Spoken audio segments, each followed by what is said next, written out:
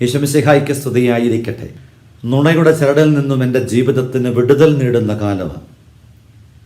പിശാചെന്ന് ഒരുപാട് കിണികൾ ഒരുക്കി നമ്മളെ കാത്തിരിപ്പുണ്ട്. സത്യത്തെ നുണയെന്ന് പറഞ്ഞ് ജീവിതത്തിന് നന്മകളെയൊക്കെ ശോഷിപ്പിച്ച് കൃപയൊഴുകുന്ന സാധ്യതകളൊക്കെ നിഷേധിച്ച് മാധ്യമങ്ങളിലൂടെയും മൊബൈൽ ഫോണിലൂടെയുമൊക്കെ ജീവിതത്തിൻ്റെ അനുഗ്രഹദായകമായ സാധ്യതകളെ ബോധപൂർവം വഴിമാറ്റിയിട്ട് ഞാനും നിങ്ങളും നുണയുടെ ചരടിൽ കുടുങ്ങിക്കഴിയുമ്പം അതിനാണ് ആരോഗ്യകരമായിട്ട് ഈ സോഷ്യൽ മീഡിയയുടെ ഫാസ്റ്റിംഗ് ഒക്കെ നല്ലതാണെന്നൊക്കെ പറയണത്. എന്തുമാത്രം തെറ്റിദ്ധാരണകളിലൂടെയാണ് നമ്മളെ ഈ ലോകം, പ്രത്യേകിച്ച് മാധ്യമ ലോകം കൊണ്ടുപോകുന്നത്. മനസാ വാചാ കർമ്മണ അപരാധം ചെയ്യാത്തവരും അപരാധം ചാർത്തപ്പെടുന്നവരും വലിയ അപരാധികളുമായി മാറ്റപ്പെടുന്നു. ചിന്തിക്കാൻ കഴിയാത്ത വിധം ഒരുപാട് ജീവിതങ്ങൾ ഇന്ന് ചെയ്യാത്ത അപരാധങ്ങളുടെ പേരിൽ കുറ്റവാളികളായി ചിത്രീകരിക്കപ്പെടുന്നു.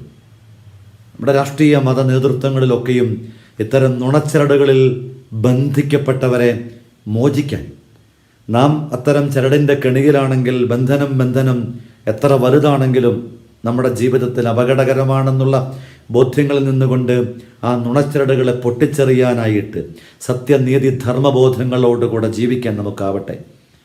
നുണയും സത്യവും കുളിക്കാൻ പോയ കഥയൊക്കെ അറിയില്ലേ? ആഘോഷമായി കുളിച്ച് സത്യം കരകയറും മുമ്പേ നുണ കുളി കഴിഞ്ഞ് വേഗത്തിൽ എഴുന്നേറ്റ് പുറയെന്ന് പോയെന്ന് മാത്രമല്ല, സത്യത്തിൻ്റെ വേഷം ധരിച്ചാണ് ഇന്ന് നുണ ചുറ്റുപാടിലൂടെ സഞ്ചരിക്കുന്നത്. ഈ തിരിച്ചറിവിലേക്ക് നുണച്ചരട് പൊട്ടിച്ചെറിയാൻ നമുക്കാവട്ടെ.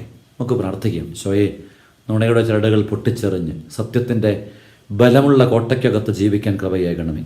നമ്മുടെ കർത്താവ് യേശു മിശിഹായുടെ കൃപയും പിതാവായ ദൈവത്തിൻ്റെ സ്നേഹവും പരിശുദ്ധാത്മാവിൻ്റെ സഹവാസവും നിങ്ങളോട് കൂടെ ഉണ്ടായിരിക്കട്ടെ, എപ്പോഴും എന്നേക്കും. ആമേൻ. യേശു മിശിഹായ്ക്ക് സ്തുതിയായിരിക്കട്ടെ.